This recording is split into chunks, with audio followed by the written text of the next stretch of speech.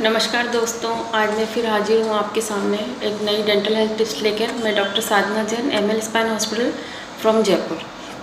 तो आज हम एक टॉपिक डिस्कस करते हैं जिसका नाम है कि दांत घिसते कैसे हैं।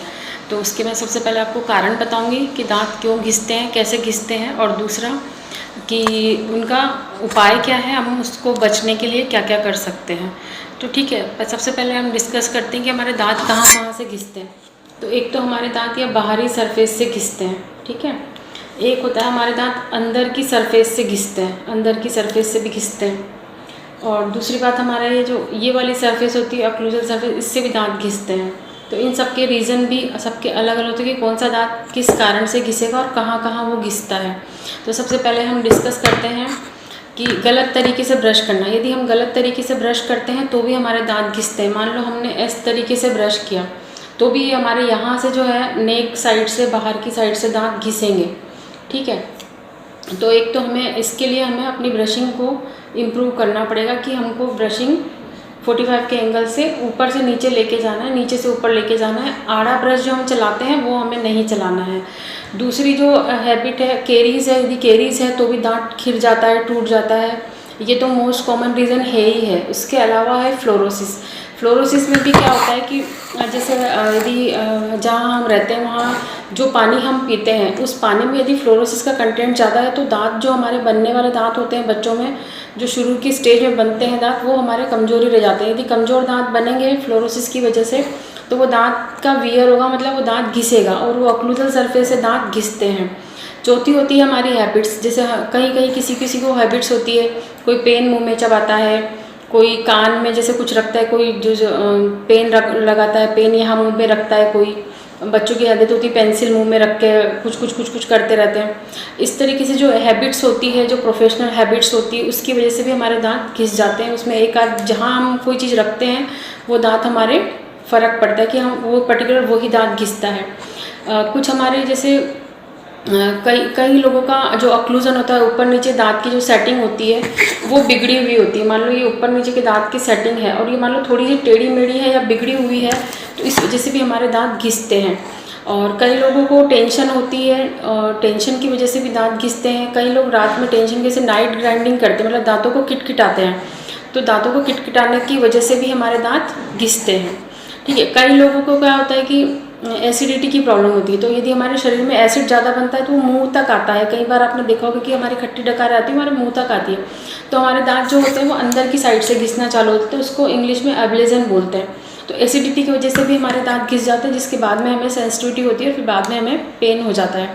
एसिडिटी की वजह से दांत घिसते हैं। और जो लोग ज़्यादा कोल्ड ड्रिंक वगैरह पीते हैं उनके बाहर की साइड से भी दांत घिस जाते हैं और दांतों में सेंसिटिविटी चालू हो जाती है।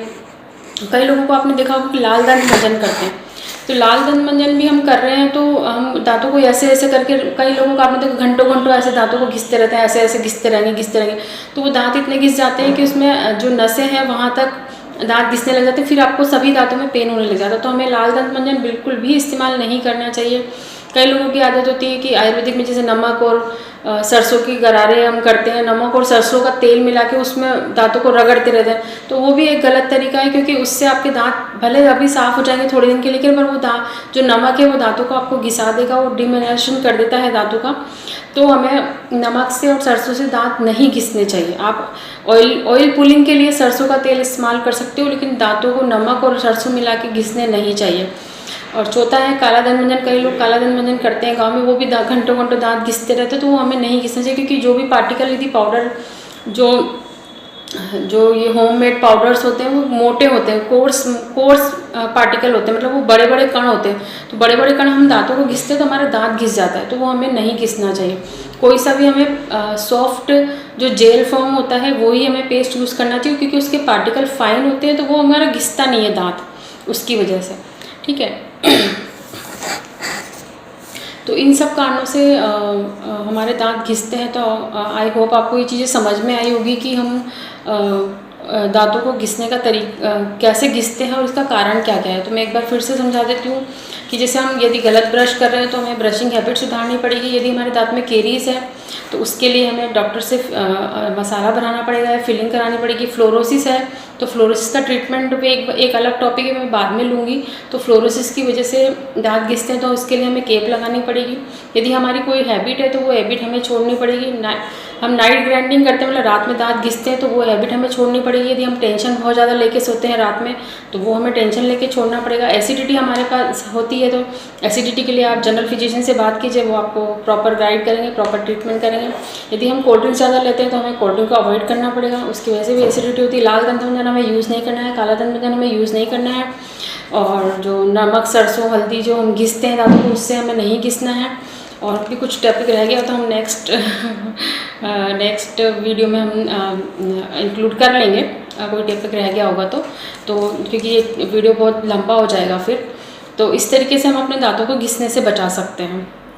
और दांत घिसे हुए तो उसका भी ट्रीटमेंट होता है। कई बार हमें केप लगानी पड़ती है, कई बार हमें मसाला भरना पड़ता है, और कई बार हमें रूट कैनाल भी करना पड़ता है यदि बहुत ज़्यादा पेन है पेशेंट को। और सेंसिटिविटी में हम रूट कैनाल कर सकते हैं।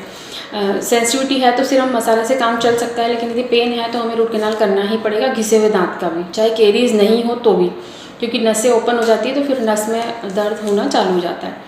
तो ये हमारा टॉपिक है आज का, और आशा है आपको समझ में आया होगा।